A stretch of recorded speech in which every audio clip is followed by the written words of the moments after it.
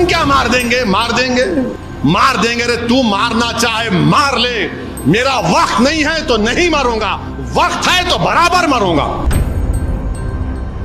اور میں ان شیطانی طاقتوں سے کہہ رہا ہوں جو بولے مار دیں گے، ایک بات یاد رکھو، میں کوئی مرغی کا بچہ نہیں ہوں۔ ایک بات یاد رکھو، مرغی کا بچہ نہیں ہوں۔ بات کے حالات تم جانو، پھر میں اتنا آسانی سے جانے والا نہیں ہوں، پیٹھ نہیں دکھاؤں گا انشاءاللہ تعالی۔ تم کیا تمہارے باپ بھی آ جائیں گے تو سامنے ٹھہروں گا میں انشاءاللہ تعالی۔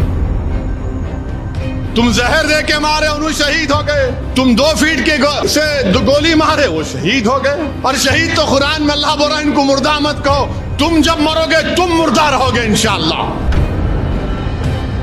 پس مردن فرشتوں نے جو تلاشی لی تو کیا نکلا؟ فقط ایک دل کے گوشے سے خیال مصطفیٰ نکلا۔ تمہاری نسلیں فنا ہو جائیں گے، ہم فنا نہیں ہوں گے۔ ہم ایک گھر سے دوسرے گھر کو منتقل ہوتے۔ میری زندگی کا مقصد تیری دین کی سرفرازی، میں اسی لیے مسلمان، میں اسی لیے نمازی۔ میں اتر پردیش گیا، مختار انصاری کے گھر کو گیا، تو اس کے بعد سے سوشل میڈیا پر یہ تمام کے تمام بانکھڑے پہلوان شروع ہو گئے، تیرے کو مار دیں گے پورے کے پورے۔ ارے بھائی، میں اخلاق کے گھر کو بھی گیا تھا، میں جنید اور نصیر کے گھر کو بھی گیا تھا جن کو زندہ جلا دیا گیا گھاٹ میکا کے۔ میں ان لوگوں سے کہنا چاہ رہا ہوں جو مجھے دھمکیاں دے رہے ہیں، ایک بات یاد رکھو، میں جس دین پر چلتا ہوں نا، میں ان سے مخاطب ہوں، میں جس دین پر چلتا ہوں نا، میرے کو یہ دین ایسا چمن میں چل کے نہیں ملا، میرے کو یہ دین میرے کو بادشاہ کے محلوں سے نہیں ملا، میرے کو یہ دین مجھے نرم نرم قالین سے چل کر نہیں ملا، میرے کو یہ دین مجھے ملا تو بدر اور حنین سے ملا، یہ دین مجھے ملا تو احد سے ملا، یہ دین اگر مجھے ملا تو کربلا سے ملا۔ اس دین کی بنیادوں میں عباس علمبردار کا خون ہے ظالموں، تم مجھے جانتے نہیں، تم میرے دین کو نہیں جانتے۔ مار دیں گے، تو مارنا چاہے مار لے، میرا وقت نہیں ہے تو نہیں مروں گا، وقت ہے تو برابر مروں گا۔ تم کیا مار دیں گے؟ مار دیں گے۔ ارے ظالموں، قرآن میں اللہ لکھ رہا ہے کلو نفس ذائقۃ الموت، اور میں ان شیطانی طاقتوں سے کہہ رہا ہوں جو بولے مار دیں گے، ایک بات یاد رکھو، میں کوئی مرغی کا بچہ نہیں ہوں۔ ایک بات یاد رکھو، مرغی کا بچہ نہیں ہوں۔ بات کے حالات تم جانو، پھر میں اتنا آسانی سے جانے والا نہیں ہوں، پیٹھ نہیں دکھاؤں گا انشاءاللہ تعالی۔ تم کیا تمہارے باپ بھی آ جائیں گے تو سامنے ٹھہروں گا میں انشاءاللہ تعالی۔ مگر یاد رکھو، مومن فنا نہیں ہوتا، مومن فنا نہیں ہوتا۔ اب کیسے نہیں ہوتا؟ موت کیا ہے؟ زندگی اور موت ایک حقیقت ہے نا؟ زندگی اور موت کے درمیان میں ایک حجاب ہے۔ تو ایک گھر سے دوسرے گھر کو جائیں گے آپ، تو فنا کیسے ہوئے؟ ایک گھر سے دوسرے گھر کو جا رہے آپ اور ہم، تو فنا کہاں سے ہوئے؟ تم فنا ہو جاؤ گے، ہم فنا نہیں ہوں گے انشاءاللہ تعالی۔ تمہاری نسلیں فنا ہو جائیں گی، ہم فنا نہیں ہوں گے۔ ہم ایک گھر سے دوسرے گھر کو منتقل ہوتے۔ مستدراک ایک حدیث کی مشہور کتاب ہے، عمر بن عبدالعزیز رضی اللہ تعالیٰ عنہ کہتے ہیں کہ آخرت کی زندگی کی تیاری کرو، مومن فنا نہیں ہوتا، وہ ایک گھر سے دوسرے گھر کو جاتا، ایک گھر سے دوسرے گھر کو جاتا ہے۔ تو موت سے ڈرنا نہیں ہے، مگر ڈرنا اس بات سے کہ موت کے بعد کیا ہوگا، جب خبر میں جائیں گے، جب حساب کتاب ہوگا، جب پوچھا جائے گا، جب تم سے اور ہم سے پوچھا جائے گا، اور انشاءاللہ تعالی جب ہم کو رسول اللہ صلی اللہ علیہ وسلم کا چہرے مبارک دکھا جائے گا تو ہم پکار کر کہیں گے یہ میرے آقا ہیں، انشاءاللہ میں ان کا امتی ہوں، یہ محمد صلی اللہ علیہ وسلم ہے۔ ہم ایک گھر سے دوسرے گھر کو منتقل ہوتے۔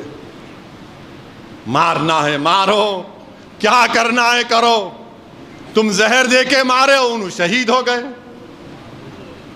تم زہر دے کے مارے انہوں شہید ہو گئے، تم 2 فیٹ کے سے گولی مارے وہ شہید ہو گئے۔ اور شہید تو قرآن میں اللہ بول رہا ہے ان کو مردہ مت کہو، تم جب مرو گے تم مردہ رہو گے انشاءاللہ، تم جب مرو گے تم مردہ ہوگے، میں مردہ نہیں رہوں گا، میں مومن ہوں، گھر تبدیل کروں گا۔ کسی ایک شاعر نے ایک اچھا شعر کہا تھا، میری زندگی کا مقصد تیری دین کی سرفرازی، میری زندگی کا مقصد تیرے دین کی سرفرازی، میں اسی لیے مسلمان، میں اسی لیے نمازی،